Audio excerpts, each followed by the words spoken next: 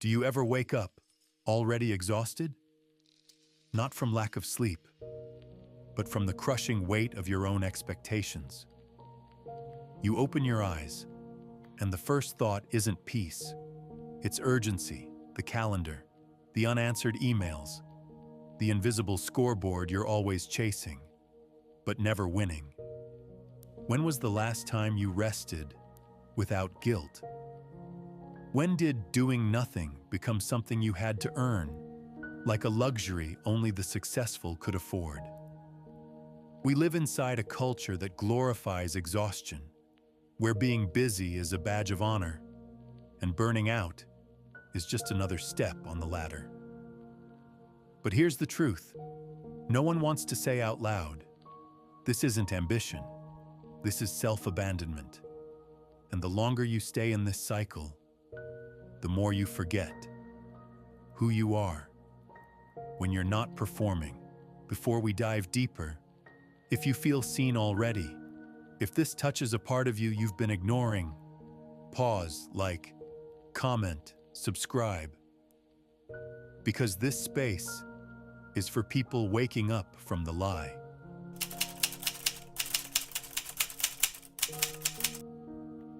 They see your productivity.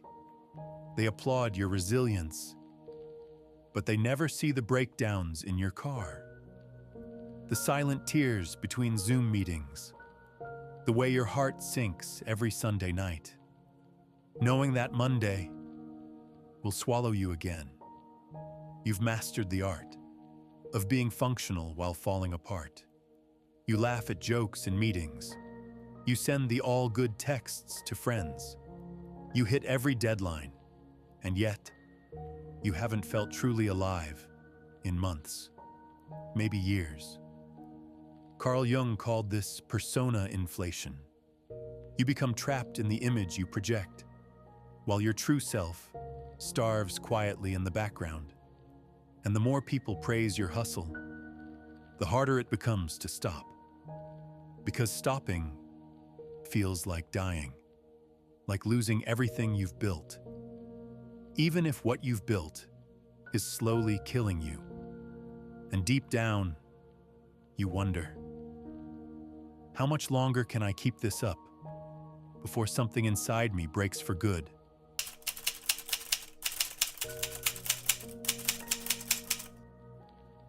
Somewhere along the way, you stopped being human and became a KPI. Your value became quantifiable, trackable, optimizable. Your worth now lives inside spreadsheets, calendar invites, performance reviews. You don't ask yourself, am I happy? You ask, am I productive enough to deserve rest? Even your self-care became a task to optimize. Meditation apps with streak counters, workout goals with heart rate targets, journaling as another box to check. You're not living, you're managing yourself, like a project with endless deliverables. Nietzsche warned us, beware that, when fighting monsters, you yourself do not become a monster. But in this system, you became your own captor, your own supervisor, policing your every breath for efficiency. And the saddest part? You thought this was what success looked like. You thought this was normal.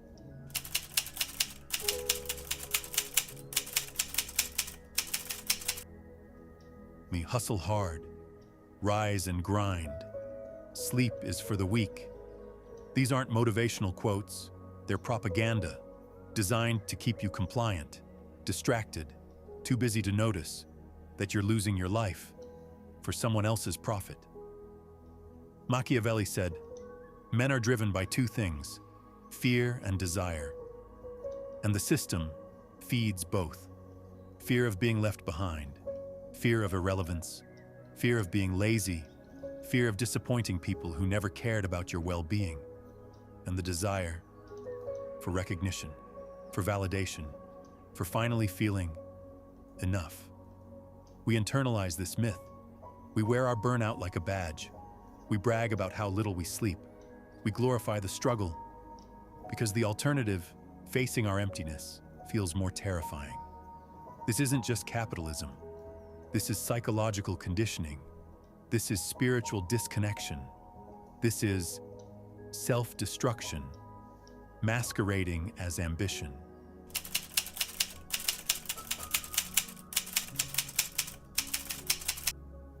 But the body, it doesn't lie. Your hands shake, your heart races, your digestion collapses. You forget words mid-sentence. You stare at walls, unable to move, frozen, numb, empty. You tell yourself it's just stress, that you'll rest next weekend, that a vacation will fix it, that one more coffee, one more late night will get you through. But Jung would remind you, what you resist persists, and your body is done negotiating. The anxiety attacks aren't random.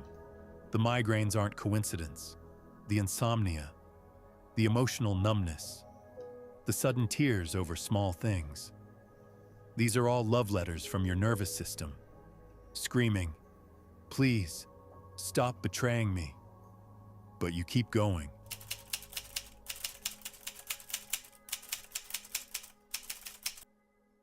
There's a grief we don't talk about.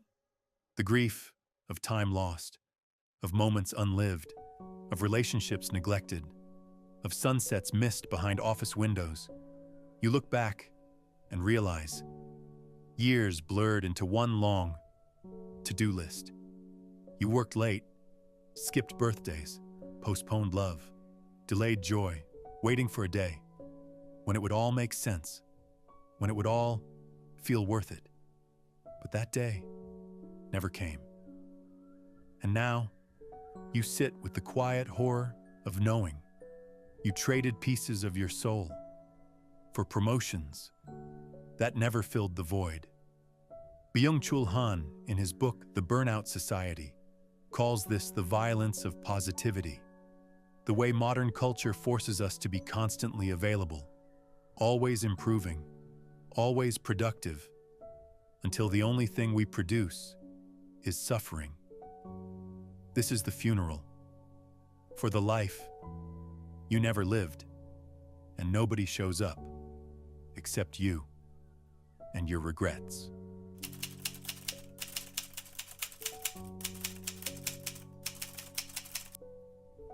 But here's the thing about cages. Most of them are invisible, and worse, self-built. You created this identity of the unstoppable worker, the reliable one, the overachiever, the fixer, the one who handles everything. And now, you're terrified of who you'll be if you stop. But let me tell you, stopping isn't death, it's resurrection. It's the beginning of becoming human again. Nietzsche spoke of the Übermensch, the one who has the courage to break inherited values and create new meaning. Jung spoke of individuation, the slow, painful, liberating process of becoming whole. It starts with one decision. I refuse to betray myself any longer. You set boundaries, not as rebellion, but as self-respect. You reclaim your time, not as luxury, but as necessity. You rest, not as a reward, but as your birthright.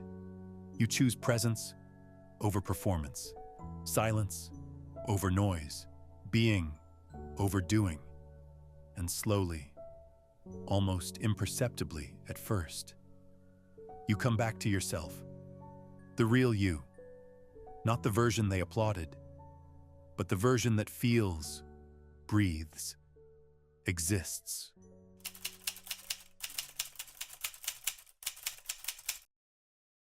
This isn't about quitting your job tomorrow, or deleting your calendar, or moving to the mountains.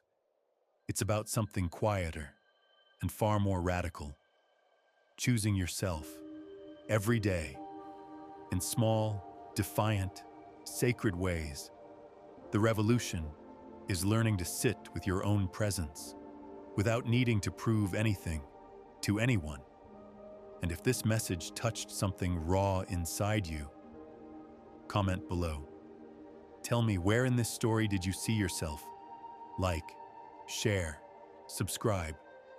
Because this isn't just content. This is a community of people waking up from the lie and reclaiming their right to simply exist.